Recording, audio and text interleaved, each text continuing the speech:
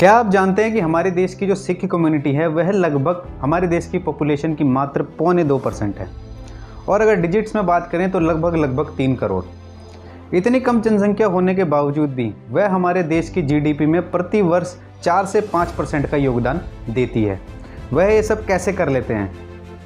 नमस्कार, मैं हूं Vikram Singh, motivational coach and leadership consultant. आज जानेंगे कि कैसे सिख कम्युनिटी इतना सब कुछ कर लेती है, क्योंकि सिख कम्युनिटी में एक चीज़ जो उन्होंने सीखी है, जो उन्हें अपने पुश्तों से मिली है, बाप दादाओं से मिली है, वह होती है प्रोक्रास्टिनेशन नहीं करना। मीन्स कल करे सो आज और आज करे सो अब। ये कहावत तो आप सभी ने सुनी होगी, लेकिन उनके यहाँ एक लाइन इस कहावत में और जोड़ी जाती है, और वो क्या है? कल करे सो आज, आज करे सो अब और अब करे सो हुण। हाँ जी, अब करे सो हुण, अभी नहीं, बिल्कुल अभी, तुरंत ही करना है इस काम को। तो इस वजह से वह प्रोक्रास्टिनेशन नहीं करते हैं और अपने आलस से बच जाते हैं और अपने गोल के प्रति, अपने एम्बिशन के प्रति बहुत ज़्यादा सतर्क रहते हैं और साथ ही साथ वह दान पुण्य में भी बहुत ज़्यादा विश्वास रखते हैं। आइए जान लेते हैं how to train your series की इस अगले पड़ाव पे जहां हम पहुंचे हैं, प्रोक्रास्टिनेशन को हम कैसे अवॉइड कर सकते हैं। इससे पहले हमने बात करी है lack of ambition and vision की, उसके बाद हमने बात की है लैक ऑफ नॉलेज की। अगले पॉइंट पर हम पहुँचे हैं प्रोक्रास्टिनेशन पे। प्रोक्रास्टिनेशन को कैसे अवॉइड किया जा सकता है, आइए इस पर बात कर लेते हैं। प्रोक्रास्टिनेशन को कैसे अवॉइड किया जा सकता है, उसे जानने से पहले हम प्रोक्रास्टिनेशन की परिभाषा भी पढ़ लेते हैं, जान लेते हैं क्या होती है। Unnecessary developing the habit of delaying important task और वर्क इज कॉल्ड प्रोक्रास्टिनेशन, या कहें to put something to do on tomorrow which must be done today will improve और bad habits to procrastinating the work always. अर्थात कि हमारी किसी भी कार्य को कल पर टालने की इस आदत को ही प्रोक्रास्टिनेशन कहते हैं। जो काम हमें आज करना चाहिए उसे हम कल पे टाल देते हैं, कल जो करना है उसे परसों पे टाल देते हैं, एंड सो ऑन।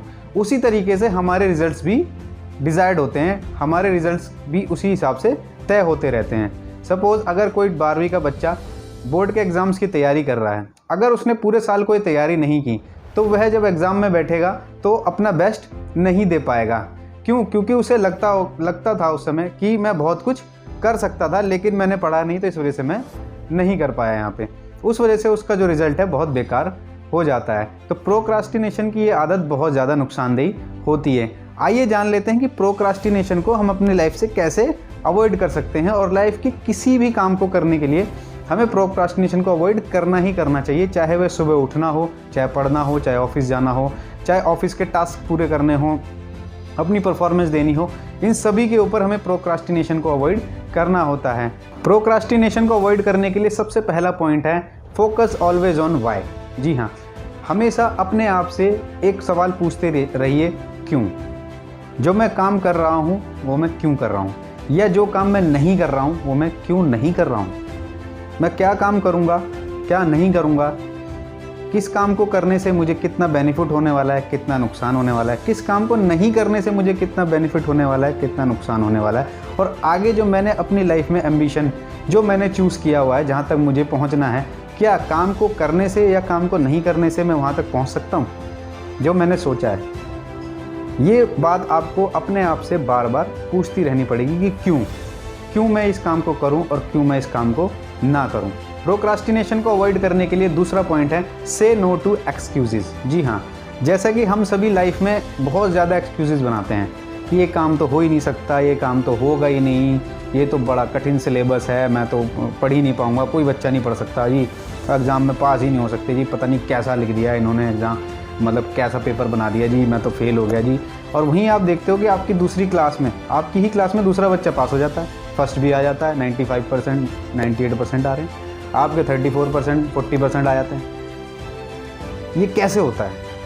ये सिर्फ होता है हमारी साइकोलॉजी पे, कि हम कामों को प्रोक्रास्ट करने लगते हैं, कि आज का काम कल पे टालने लगते हैं। तो हमें टालना बिल्कुल भी नहीं है, हमें अपना एक शेड्यूल बनाना है, उस शेड्यूल के अकॉर्डिंग आज हमें क्या कौन से टॉपिक कवर कर लेना है, क्या क्या हमें कर लेना है, वो हमें लिख के रखना है बाकायदा। उसी तरीके से ऑफिस टास्क में, अगर आप ऑफिस जाते हैं, चाहे किसी भी कमोडिटी से आप जुड़े हुए हैं, आप सर्विसेज में हैं या गुड्स मैन्युफैक्चरिंग में, उसमें भी सेम ही फंडा काम करता है। आपको प्रोक्रास्टिंग नहीं करनी होती, आपके पास टारगेट्स होते हैं वहाँ पर, उन टारगेट्स को पूरा करना होता है। अगर आप टारगेट्स पूरे नहीं करते तो उसी हिसाब से ही जब आपका इंक्रीमेंट होता है साल में, तो आपकी परफॉर्मेंस पर डिपेंड करता है। कभी कभी आपका इंक्रीमेंट कम होता है, आपको लगता है यार मैंने तो उससे अच्छा परफॉर्म किया, या वो मेरे सेम लेवल का व्यक्ति, सेम मैं भी सीनियर एग्जीक्यूटिव, वो भी सीनियर एग्जीक्यूटिव, लेकिन उसका ज़्यादा हो गया, मेरा कम हो गया जी, ऐसा कैसे हो गया। लेकिन हम अपने आप को एनालाइज नहीं करते, हम अपने आप से कुछ पूछते ही नहीं हैं और हम हमेशा एक्सक्यूजेस देते रहते हैं। तो जब इन सब चीज़ों की बारी आती है, जब आपको प्रमोट करने की बारी आती है ऑफिस में, या आपको इंक्रीमेंट देने की बारी आती है ऑफिस में, तो आपकी इन्हीं हरकतों पर मैनेजमेंट ध्यान देती है कि इस व्यक्ति ने साल भर हमें एक्सक्यूजेस ज़्यादा दिए हैं या हमें आउटपुट ज़्यादा दी है।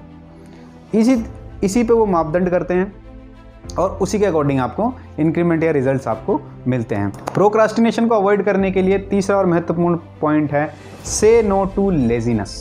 जी हाँ, हम लेज़ी बहुत हैं लाइफ में, है ना जी। अब लॉकडाउन चल रहा है तो लेज़ी होना तो ऑब्वियस सी बात है।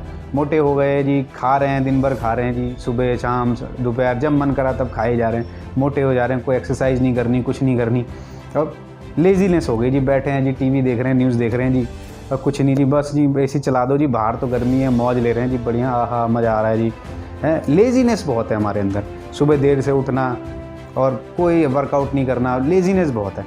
लेजीनेस प्रमोट करता है प्रोक्रास्टिनेशन को। जी हाँ, बहुत ज़्यादा प्रमोट करता है, क्योंकि जो प्रोक्रास्टिनेशन का पहला ही जो स्टेप है वो है लेजीनेस। जैसे ही हम लेज़ी हो जाते हैं, हम प्रोक्रास्ट करने लगते हैं चीज़ों को। मम्मी ने बोल दिया बेटा जा दूध लिया सुबह, अरे मम्मी सुबह सुबह कौन जाएगा, शाम को ले आऊँगा आराम से, ठंडे ठंडे में, मौसम में बहुत धूप हो रही है, मैं नहीं जा रहा। तो ये छोटी छोटी चीज़ें जो हैं आगे जाके बहुत बड़ी बन जाती हैं।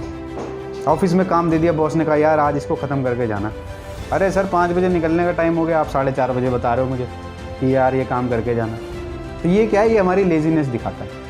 हमें लेजीनेस नहीं रहना है, हमें इस तरीके से अपने आप को मैप करना है कि हम लेज़ी ना हो पाएँ। तो बहुत सारे तरीके हैं जिससे आप लेजीनेस दूर कर सकते हैं। सबसे पहला तरीका तो ये है कि आप जो है सुबह जल्दी उठें और जो एक्सरसाइज हो सकती है आप थोड़ी बहुत वो ज़रूर करें। ठीक है, मैं कोई स्पेसिफिक यहाँ नहीं बताऊँगा कि कौन सी एक्सरसाइज आप करें। आइए चलते हैं अपने अगले पॉइंट की ओर। चौथा और सबसे most important point, do yoga और एक्सरसाइज डेली।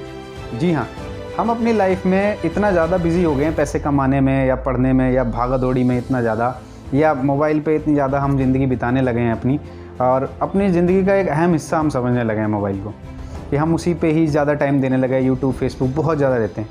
मैं ये नहीं कह रहा कि नहीं देना है टाइम आप दीजिए, लेकिन हर एक चीज़ को टाइम देने का आपको एक शेड्यूल बनाना है कि हाँ जी मैं इतने बजे से इतने बजे तक ये करूँगा, इतने बजे से इतने बजे तक ये करूँगी या करूँगा, और इतने बजे से इतने बजे तक। तो वो सारा आपको एक चार्ट तैयार करना पड़ेगा। ठीक है जी। और एक्सरसाइज मस्ट है। आप रोज़ नहीं कर सकते तो हफ्ते में 4 बार कीजिए, हफ्ते में 3 बार कीजिए, लेकिन एक दिन छोड़ के एक दिन कीजिए, अल्टरनेट डेज पे कर लीजिए, लेकिन करिए ज़रूर। ज़रूरी नहीं है कि आप जिम ज्वाइन करेंगे, भैया जिम ही जाना है, ना जिम में जाने की ज़रूरत नहीं है, जिम जाने की ज़रूरत है ही नहीं बिल्कुल भी। आप घर में ही योगा कीजिए, ठीक है, प्राणायाम कीजिए, जो भी एक्सरसाइज आपको अच्छी लगती है आप कीजिए। उससे क्या है कि आपके दिमाग में जो क्लॉट्स बन जाते हैं, बहुत छोटे छोटे क्लॉट्स बन जाते हैं, क्या गांठें जिनको हम बोलते हैं, गांठें बन जाती हैं हमारे मस्तिष्क में बहुत ज़्यादा। वो गांठें धीरे धीरे रिलीज़ हो जाती हैं, खुलनी शुरू हो जाती हैं, और हम ब्रॉड वे में चीज़ों को सोचना शुरू कर देते हैं। तो इसे ज़रूर अवॉइड करें। आइए चलते हैं अपने नेक्स्ट पॉइंट की ओर। Most important point, make your task calendar. जी हाँ, जो भी क्रियाएं आपको करनी है दिन भर में, जो भी काम आपको करने हैं, जो मैंने पहले के 4 पॉइंट भी बताए, तो उनमें जो भी आपको काम करने हैं तो आपको टास्क कैलेंडर जरूर बनाना पड़ेगा। टास्क कैलेंडर से मतलब ये नहीं कि आज मुझे क्या करना है, नहीं। अगर मुझे कोई काम मेरे बॉस ने या मेरे स्कूल में या कहीं भी दफ्तर में मुझे काम मिला है कि या मुझे अपने फ्यूचर प्लानिंग करनी है, मेरा एम्बिशन के प्रति मुझे अपनी प्लानिंग करनी है कि मैं वहाँ तक कैसे पहुँचूँगा। अब मुझे ये तो पता चल गया कि मुझे ये काम करने पड़ेंगे तभी मैं अपना एम्बिशन अचीव कर पाऊँगा, लेकिन करना क्या क्या है ये कौन बताएगा। ठीक है, कब कब करना है, कैसे करना है, वो चीज़ें नहीं पता हैं। तो उसके लिए आपको टास्क कैलेंडर बनाना पड़ेगा। सपोज़ इस वीक के लिए आपने क्या टास्क सेट किया है, मतलब सपोज़ आप राइटर बनना चाहते हैं। अब आपने क्या करा कि पहले ट्रेनिंग भी लेनी पड़ेगी, तो उससे सपोज़ आपने सोचा कि मेरे को किताबें पढ़नी शुरू करनी चाहिए। ठीक है, तो आपने टास्क बनाया क्या कि मेरे को 1 किताब हर हफ्ते पढ़ लेनी है जो मेरी मनपसंद है। तो वो आप पूरा कर रहे हैं कि नहीं कर रहे हैं। फिर धीरे धीरे उसकी फ्रीक्वेंसी को कम करना है। कैसे कि जो मैं 1 हफ्ते में पढ़ रहा था किताब, अब मेरे को टास्क बनाना है जी मुझे 5 दिन में करनी है।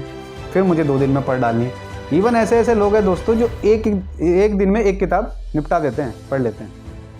तो उसी तरीके की हैबिट आपको जनरेट करनी है। ये धीरे धीरे होगा, परफेक्शन आने में टाइम लगेगा, लेकिन हैबिट तो शुरू करनी ही पड़ेगी ना। हैबिट तो आपको शुरू करनी ही पड़ेगी। तो उसके लिए आपको टास्क कैलेंडर बनाना ही पड़ेगा।